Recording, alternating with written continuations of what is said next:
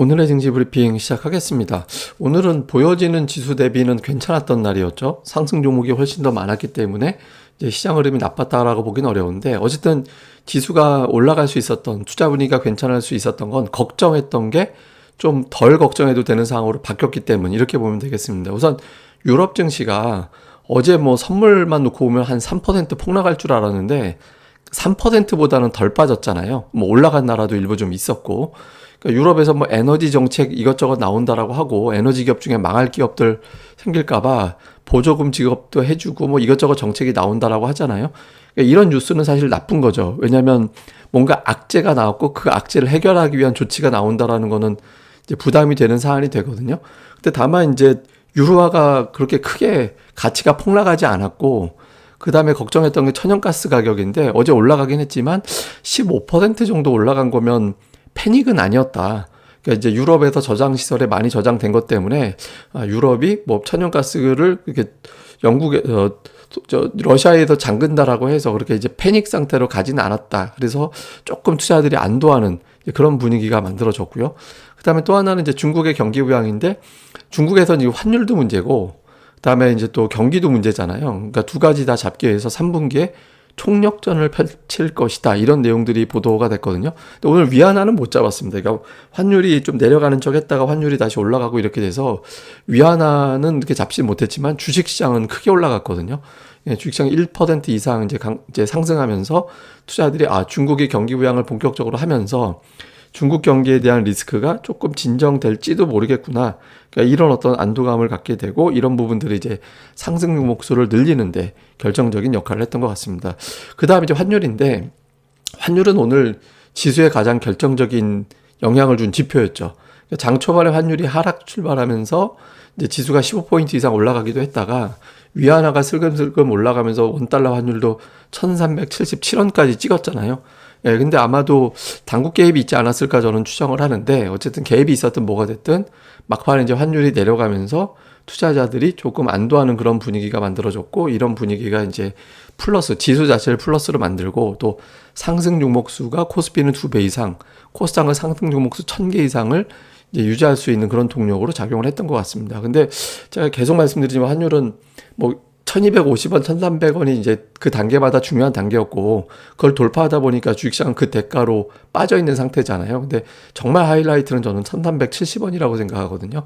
여기서 조금 멈칫하는 움직임이 나와줘야 되는데 상당히 중요한 자리인 것 같습니다. 그 다음에 이제 수급은 오늘 뭐 확실하게 세게 매도한 주체는 없었어요. 그러니까 외국인들 매도했지만 규모가 크지 않았고, 그러니까 미증시가 휴장이었기 때문에 이제 매매 규모도 많지 않았죠. 근데 어쨌든 개인들이 매수하고 외국인 기관이 파는 구도, 그리고 이제 투신권이 이제 또 매수를 하는 이제 그런 형태를 보였는데, 뭐 대규모로 매도하는 주체가 없다 보니까 이제 하락 종목수가 압도하는 그런 흐름은 아니었고요.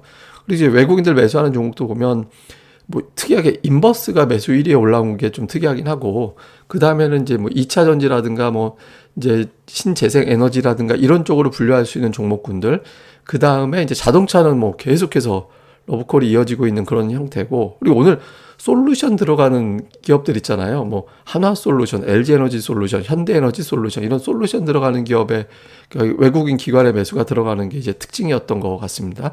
그 다음에 이제 코스닥 쪽에서는 이렇게 보시다시피 종목들별로 좀 골라 담는 그런 형태를 보이는데, 약간 이제 좀 IT 계열의 기업들이 조금 섞였다 다시, 뭐 이렌텍을 IT 기업이라고 분류하기는 좀 그런데, 어쨌든 이제 동진세미캠이라든가 아니면 하나마이크론이라든가 주성 엔지니어링이라든가 이런 게 들어왔고, 기관들도 좀 마찬가지죠. 뭐 뉴프렉스가 여기 들어가고 뭐 이런 식으로 밑으로 좀 내려가다 보면 그런 종목들이 몇 개가 좀 포함되는 게 있었고요. 그 다음에는 이제 대부분 다 기존에 매수하던 2차 전지라든가 일부 이제 뭐 엔터주라든가 이런 것들을 갖다가 좀 골라서 담는 그런 형태를 보였던 것 같습니다. 근데 지금 외국인들 수급에서는 저는 이걸 좀 볼 필요가 있는 것 같아요. 이거 하이닉스인데, 하이닉스 외국인들이 어느덧 지분율이 지금 50.3% 중반까지 올라갔거든요. 그러니까 이 정도까지 올라온 상태에서 잘 보시면 이틀 연속 매도가 없어요. 계속 매수하고 있거든요. 그러니까 기관들이 반대 포지션이 있기 때문에 주가가 올라가지는 못하고 있는데, 그러니까 외국인 투자들이 이 기조를 유지하게 된다면 결국엔 삼성전자가 딸려서 가게 되는 거고, 외국인들이 여기서 이제 돌아서면 삼성전자 쪽으로 이게 또 끌려가게 되는 계기가 될 수 있어서 외국인들이 하이닉스 계속 지금 매수하는 게 자동차하고 하이닉스 계속 매수하고 있거든요. 그래서 이 종목들의 수급이 이어지는지는 코스닥 쪽에도 연결이 될 수 있는 거니까 한번 좀 주목을 해보시는 게 좋을 것 같습니다. 그다음에 이제 주요 이슈로 보면 나스닥이 지금 6거래일 연속 빠졌거든요. 그러니까 7거래일 만에 반등이 나와야 되는 상황이에요. 특히 이제 테슬라. 테슬라가 이제 주식 분할 이후에는 기업들이 한 2주 정도 빠졌다가 길게는 3주 빠진 적도 있긴 했습니다. 근데 3주차 또는 4주차에는 반등이 나왔었거든요. 그러니까 테슬라를 비롯해서 이제 좀 빅테크로 분류가 되는 종목군들이 올라갈 거냐. 그 다음 이제 코스피가 2,400이 바닥이 되고 환율은 1,370원대가 피크가 되고 요 구조가 만들어지면 이제 조금 더 이제 자신감 있게 매수가 붙을 거고 이게 이제 어설프게 지지가 안 되고 저항으로 돼버린다 그러면 이제 상당히 충격을 받을 수도 있거든요. 그래서 지수가 이제 2,400 위에서 계속 버텨주는지 여부 요거 중요하고요. 그다음에 중성주 반등이 오늘 나타났는데 제가 ADR 어제 이제 설명드리면서 과매도 상태다. 그래서 중성주 쪽 반등 시도하는 종목들이 좀 빈번해질 수 있다라고 말씀을 드렸잖아요. 그래서 요 이제 반등이 하루는 반등 나올 수도 있는데 추세적으로 여기다 좀 더, 그러니까 제 반등은 지수하고 상관이 없어요. 그러니까 상승 종목수가 많은 국면이 좀 빈번하게 나올 거냐, 요것도 좀 주목해 볼 필요가 있습니다. 그다음에 오늘 특징은 뭐 통신 장비, 수소차, 타이어주 이런 게 갔는데 이거 이외에도 올라간 종목들 되게 많았거든요. 그래서 그냥 오늘은 뭐 특징적으로 요 종목들만 좀 일부 설명을 드리겠습니다. 그다음에 이제 오늘 특징이 양시장 대형주 지수는 별로였는데 중소형주 지수가 셌잖아요. 코스피 소형주 지수 1.16%, 코스닥은 1.3% 정도 중소형주 업종 지수가 올랐거든요. 차트를 보시면 이게 코스피 그 대형 업종 지수인데 지금 4일 계속 음봉이에요. 60일선이 저항이 되고 있잖아요. 근데 코스피의 소형 업종 지수를 보시면 60일선 깬 적도 없어요. 그리고 오늘 양봉이 나오면서 5일선을 회복을 했거든요.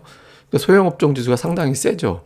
그다음에 코스닥의 대형 업종 지수 이라든가 이런 것들도 보시면 이것도 이제 계속 음봉 나오고 이렇게 되어 있는데 코스닥의 소형 업종 지수는 오늘 또 60일선을 또 회복하는 그런 모습이 나오면서 이제 양봉 나왔거든요. 그러니까 지금 중성주 쪽이 반전이 좀 나오고 있어요. 그래서 왜 그러나 보면 제가 어제 말씀드린 대로 ADR이 어저께로 양시장 과매도 내려왔다라고 말씀드렸잖아요. 그래서 과매도가 나온다라는 거는 상승 종목 수가 조금 늘어날 수 있는 환경이 만들어졌다. 이렇게 될 수 있거든요. 이게 또 다시 깨질 수도 있는데 깨진다 하더라도 이후부터는 빈번하게 이제 복원할 수 있는 시도가 나온다라는 거죠. 근데 나쁘게 보면 최악의 경우는 이런 어떤 지표, 바닥을 알리는 지표에도 불구하고 때려내리면 그 뒤에 무서운 악재가 숨어 있는 거다. 이것도 항상 염두는 해둬야 되는 거고. 근데 일단 현재까지는 과매도권에서 종목들이 반등 시도를 했다. 그래서 이제 이 반등 시도할 때 앞장서서 가는 업종, 수급이 집중되는 종목이 뭔지 좀 집중적으로 보실 필요가 있다. 이렇게 이제 보시면 될 것 같습니다. 뭐 추가적인 내용이나 그런 종목들, 수급 종목들은 제가 또 기회가 될 때마다 추려서 또 올려드리도록 하겠습니다. 예, 이 방송 또 구독하기 좀 꼭 부탁드리고요. 그리고 이제 텍스트라든가 이런 어떤 자료, 이런 데이터들은 네이버 고릴라 리서치에서 보실 수 있으니까 고릴라 리서치 검색해 주시고 방문해 주시고 좋은 글 많이 공유 부탁드립니다. 예, 감사합니다.